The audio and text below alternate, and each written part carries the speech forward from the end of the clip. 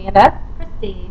And we are going to be talking today about compacting.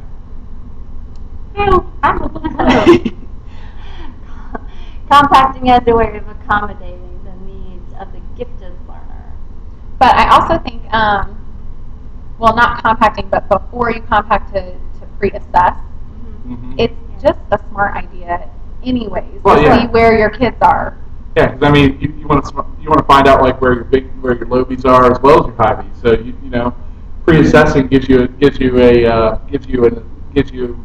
idea of where you need to teach, what you need to teach, what you don't need to teach. Because they're saying, I mean, if your kids already got like an addition, if they already got addition up to like 5, you don't have to teach 1 + 1, 2 + 2, or in that type of thing. And I think that's one thing that's frustrating about how we do our data collection is it doesn't show any growth. And I would love to get the end of the year test at the beginning of the year, and then you could see they might have gotten a 60, but they got a 10% at the beginning of the year. Yeah. That's huge. That's 50% growth. And if they're only going from 90 to 92, we didn't teach them anything. They didn't teach them anything. They already knew it. But that way too, we could compact and say, hey, look at this. Here's the data. This kid doesn't need the curriculum map, the pacing, all this other stuff we're trying to give them. Right. I guess as classroom teachers, we really need to find a way. I know other teachers, I don't, and I'm going to assert that you two don't yet. I don't have a pre-assessment yet. I don't either. I mean, I've worked a couple things I have some pre-assessments for, but I haven't actually used as far as using pre-assessment.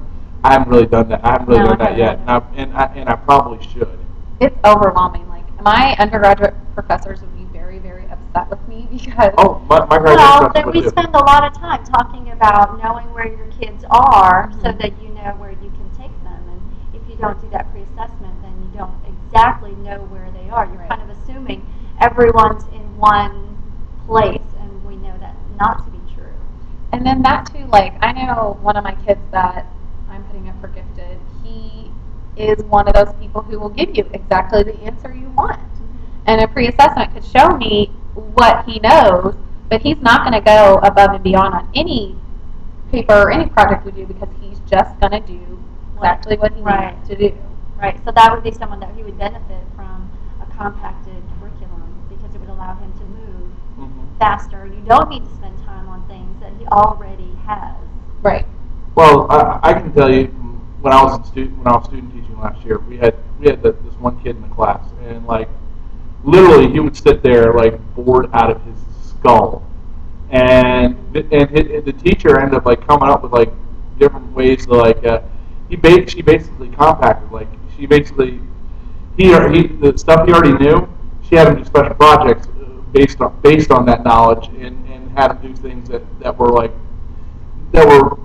not really part of the curriculum, but it was outside the box, and which helped the kid because the kid was actually ended up learning stuff that he didn't know already, or wasn't necessarily SOL material. Right. By the way, the kid got a 600 on the SOL, so it wasn't like he didn't know the information he did. She just said, "Screw it, I'm going beyond. I'm going to go beyond with this kid," and she did.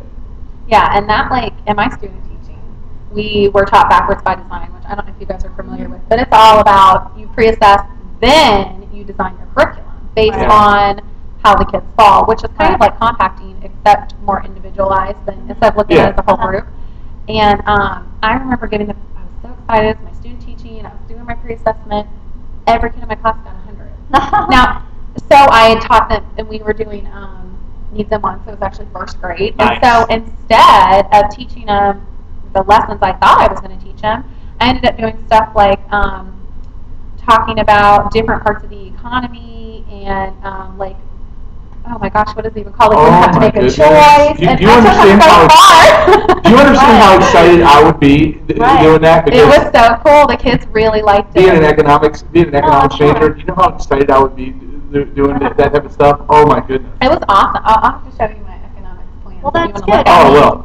It's not spending time wasting time on stuff they already know. And they got it. And I remember my teacher, and I think like, you know, I got away with it because I was a practicum student. I was a, you know, and she was like, I had no idea that they could learn all that stuff because they're not allowed to deviate from the pacing guide, Yeah. which is really. Right.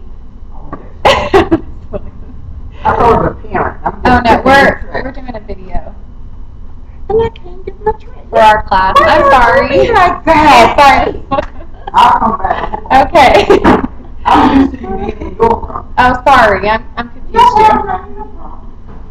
But anyway, so like, do you think you could ever see if we worked at Bubblesville, would you guys use compacting? You think? I would use compacting. I mean, it seems like a logical path to follow. Oh yeah, yeah. I mean, For any student. Right. yeah, 'cause I mean, doing the whole pre-assessment, figure out what the kids need, and then go from there. It's kind of a no-brainer, wouldn't you think? I think it's kind of like a little bit overwhelming for me to think about it. But if I had a team of people to compact with and to look at and to kind of jigsaw the kids, I think we could really meet the needs of everybody. But if I was doing it on my own, thinking about every lesson that we teach as an elementary school teacher, I think that would be difficult to implement. I think. I agree. You know, in the given environment, but yeah, in Bubblesville that might work. in Bubblesville, we could totally do Yay, it. yay, not real world. I think you can compact, you know, for a group of students or for your whole class as needed and in different areas, but it all depends on Right. But your setup and your unfortunately, commitment to that. we have to go by shared reading, shared math guidelines, or else we are considered to be in Oh insubordination. man, well, that's an issue for That's a whole another nother discussion. Okay, and speaking of another discussion, we will be back next time. Bye. Bye.